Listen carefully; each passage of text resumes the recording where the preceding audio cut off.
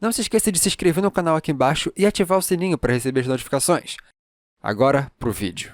Lembra quando Pokémon lendários eram verdadeiros super monstros poderosos, sendo um deles criado por cientistas para ser a máquina de destruição em massa mais poderosa do universo? Ou então quando era um ser mítico, que é importante até para a criação do próprio universo? E não o que são hoje, que são só bichos. Eu também não lembro quando essa comparação fazia algum sentido, porque você pode trocar o Mewtwo por Genesect e Magearna, você pode trocar o Mew por Arceus e até mesmo o Necrozma. Inclusive, esses aqui você pode botar o Articuno, Zapdos e Moltres, que é a mesma coisa. Ah, mas Kaká, os 3 pássaros lendários, eles são importantes por ecossistema. Se filme fosse canon, o Ash ele tava morto. Mais cedo, no caso.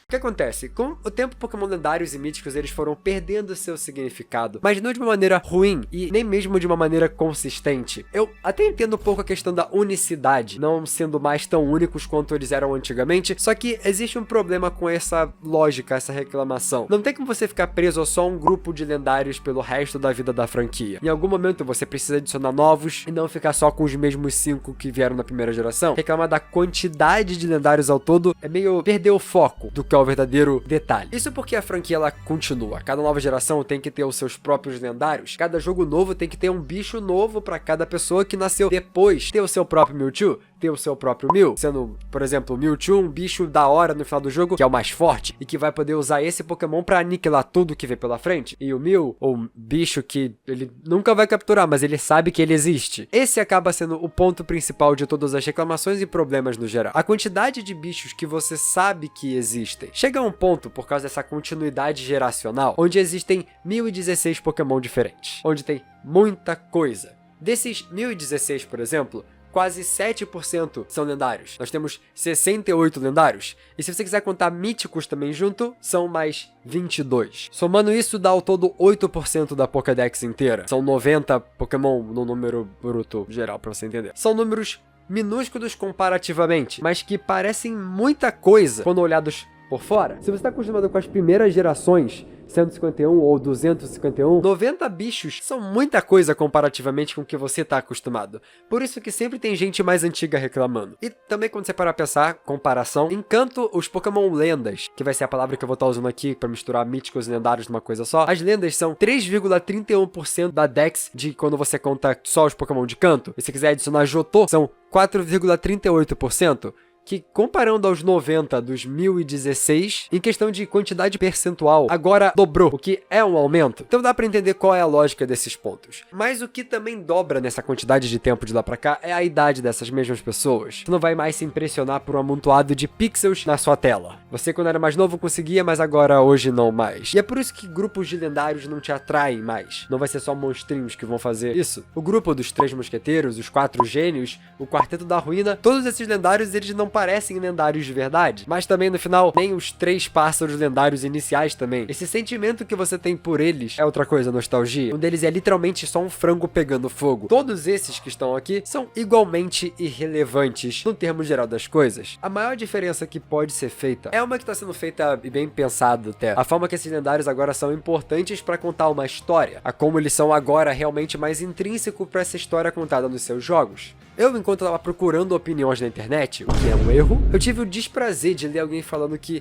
o Mewtwo é melhor apresentado que o Eternatus. Ele disse, o Mewtwo tem uma lore muito grande nos textos da mansão, se referindo a um grupo de livros que estão na mansão de Cinnabar quando você joga os jogos de canto. Enquanto o Eternatus, na opinião dele, só aparece do nada. Primeiro eu fiquei embasbacado. Se tem uma coisa que os jogos de Galar fazem o tempo todo, é falar sobre o Eternatus. Eles só não chamam ele pelo nome. Ele é a noite mais escura, que eles se referem ao tempo todo. E é nisso que eu percebo que o problema é na capacidade interpretativa de texto. E eu só quero começar dizendo que foi um jovem adulto falando isso, e não uma criança ou um idoso, que me deixou ainda mais confuso, como pode Mas, tudo bem. O caso é que o sentimento de descoberta ele só tem graça quando essa descoberta agrega algo para a sua vida. Quando você é criança, se você sabe inglês, que não é o nosso caso, saber sobre a história da criação do Mewtwo é algo incrível, é interessante. Enquanto no caso do Eternatus, você já tem 22 anos e o preço das coisas está mais alto da história, então mesmo você tentando se distrair, você já leu todos os tipos de histórias desse tipo e que não vai ter nenhuma surpresa com o que estão fazendo naquele jogo, então você nem se importa mais. Ou, se você for mais novo, você tem uma outra coisa que também atrapalha, que é a existência da internet. internet. Com a internet você já vai sabendo de absolutamente tudo e não vai nunca mais existir aquele sentimento de descoberta e de encontrar algo novo que faz com que todo bicho novo seja uma reação pessoal. Você vê um trailer, é diferente de você encontrar aquele bicho você mesmo. E nesse contexto de lendários, enquanto lendário é sempre algo muito mais pesado. E que, como eles são o personagem principal da história, você sempre vai ver ele no material de promoção do jogo. O que tira um pouco dessa parte de você encontrar e descobrir algo novo. Mas vamos voltar para uma coisa. O contexto geral para a situação que você vive importa para quando você vê os jogos. E os lendários dentro desses contextos também eles ficam mais interessantes. Por exemplo, Kevin Goldsilver, sabe? Lembra como o Ho-Oh e o Lugia são importantes para a história dos jogos? Eu também não, porque eles não são. Eles nunca fizeram parte. Em Red, Green, Blue é a mesma coisa com Mewtwo e os 3 pássaros lendários. E que, vamos pensar por essa linha. Talvez esse seja o problema. Essas pessoas não querem ver lendários fazendo parte de uma história. Eles querem algo escondido para você descobrir. E aí a Game Freak foi lá e fez os dois na terceira geração, lendários da história e lendários escondidos, e alguns desses muito bem escondidos por sinal. Tinha que saber ler braille e interpretar texto, são coisas muito difíceis. Isso na época onde a internet nem existia direito, o que já tira completamente de contexto a questão de internet. E aí vamos ao contexto dos lendários por história. Em Hoenn nós temos 2 seres que são as encarnações da terra e do mar, que conseguem aumentá-las e que são paradas por aquele que mantém o balanço, os céus, sendo o limite deles. Existiu uma forma diferente de integrar esses lendários na história, e a partir desses jogos o Pokémon lendário viraram não só o ponto principal da história, mas também são o foco até da capinha dos jogos. Não só porque eles são chamativos, mas porque existe uma forma muito interessante de como esses seres mitológicos podiam agregar essa história contada. Diferentemente de Red, Green, Blue e Gold, Silver e Crystal, aqui é a primeira vez onde esses lendários agora são o plot principal. A gente vê também na 4ª geração, com a história seguindo o vilão, querendo ir atrás dos seres lendários para poder tentar criar um mundo inteiramente novo. E não só essa geração introduziu vários lendários, mas muitos que são deuses. E aí é onde talvez a escala de força começou a ficar irrealista demais com seres divinos. Só que aí você lembra de como o Mew era visto no começo. Então, vamos lá. A escala de poderes, talvez, na próxima geração então teria que ser a solução, porque é onde a história é só sobre uma briga entre você e a igreja. Eles tentando doutrinar o mundo de Unova, e é literalmente só isso. Inclusive eu explico o contexto do time inimigo nesse vídeo aqui. O Reshiram e o Zekrom são só 2 bichos para servirem de a encarnação dos ideais e a encarnação da verdade. Essa geração, inclusive, que é o dos seres não divinos, então é uma questão mais pé no chão, foi a geração mais odiada pelos próprios Gen Wooders, que são esses mesmos idosos da franquia que reclamam de lendários estarem muito ruins agora. Os lendários aqui agora eles caem numa questão de serem desimportantes pro mundo todo e eles só importam para a história do jogo. Mesmo que ótimo ter uma história bem feita, ele também ainda não agradou esse mesmo público, cuja função é só reclamar. Então eles foram lá e voltaram a fazer histórias com deuses. Em Kalos, as encarnações da vida e da morte são usadas para criar uma arma anciã, em busca da exterminação da raça humana. O anterior foi sobre o time da igreja e esse aqui é o time do bigodinho. Mas eu acho que já deu pra perceber o meu ponto geral aqui. No geral dá pra ver que a franquia não se apegou a só fazer lendário de uma forma ruim, ou só fazer lendário de outra forma ruim. Não existe mais um padrão. Cada geração tá seguindo uma lógica completamente diferente em questão da grandeza, mas o ponto principal se mantém, é fazer história. E o ponto é só esse, história.